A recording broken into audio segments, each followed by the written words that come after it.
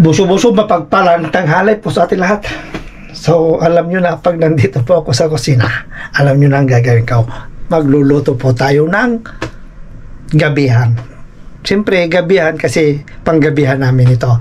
So papakita ko po sa inyo itong lulutuin ko.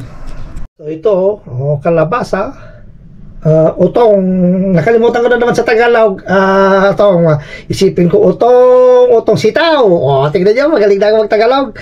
Tsaka armang, sibuyas, bawang, and batit nga putrain, baboy. So, buguan ko lang itong pang sitaw. Ayan. So, gara-garata lang natin mga kaparisyan.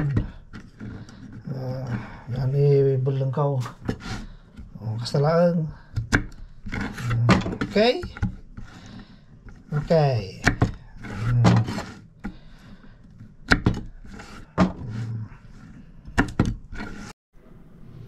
So, kastilang te agukis na eh. Kasalaan ay daw pilar ka. Kasalaan mga kaparisyan na eh. Nagnamay. Naglaka. Kas makita mat. Okay? Okay. Iwantay natin man.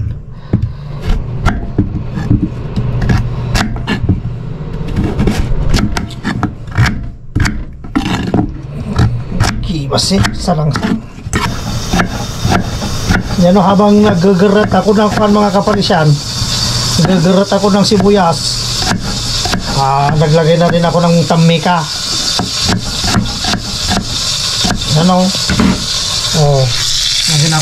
Lagyan ako ng tamika. So, ilagay na natin itong kan. Itong ano.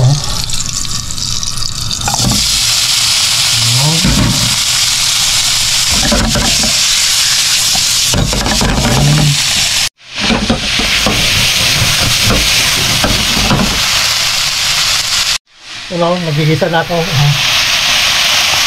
Yan. Kaya muna tayo ng donut.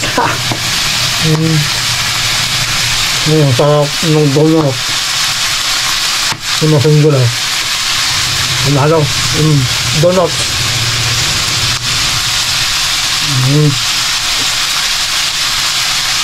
Yan. So yan po mga kapresang, ganyan po yung texture ng gusto ko pag ako nagluluto. Ginigisa ko po mabuti. Lagay ko na itong sibuyas sa pampautog.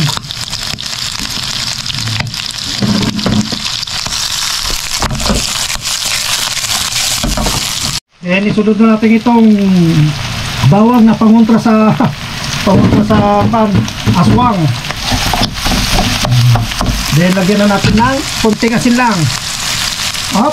Tama na. Pamintang durog. Okay. Then halo. Ito.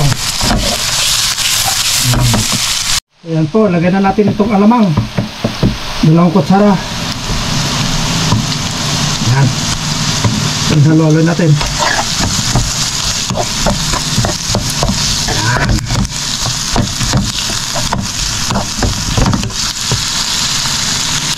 Ayan, sunod na natin itong tubig na mainit mga kaparisan. Ayan. Para mas mabilis kumulo.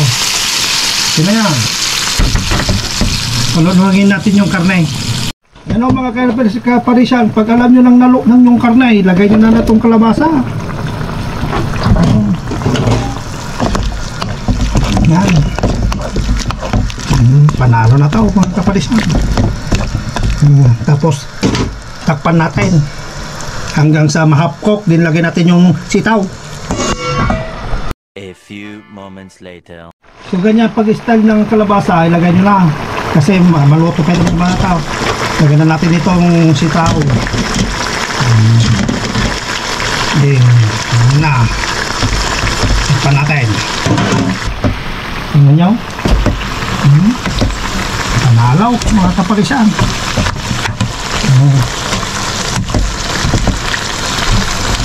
Diba? Isa.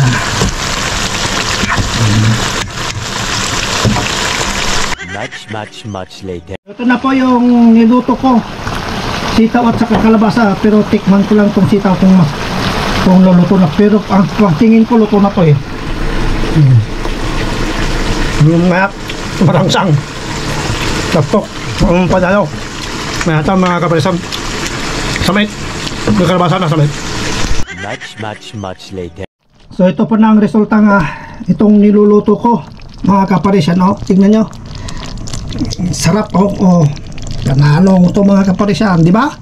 Okay.